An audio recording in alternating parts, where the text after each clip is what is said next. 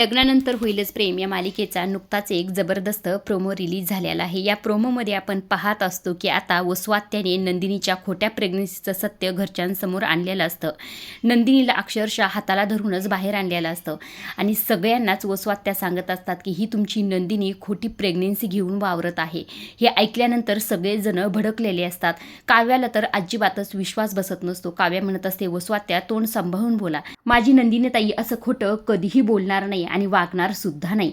असं म्हटल्याबरोबर वसुवात्या नंदिनीच्या पोटावर जोरजोरात मारतात आणि म्हणत असतात, ही तुझी नंदिनीताई खोटं पोट लावून वावरते.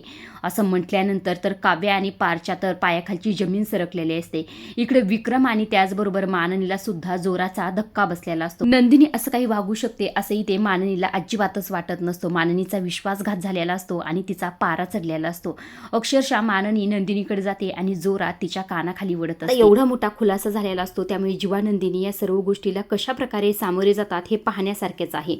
काव्याची ह्याच दिवशी एक्झाम असते. आता काव्या हे सर्व गोष्टी कशा हँडल करते हे सुद्धा तेवढंच महत्त्वाचं आहे. आजच्या पुरतं एवढंच. अशा डेली मालिकेच्या अपडेट जाणून घ्यायचे असतील तर आपल्या चॅनलला जरूर सबस्क्राईब करा आणि तोपर्यंत पाहत राहा लग्नानंतर होईलच प्रेम. धन्यवाद.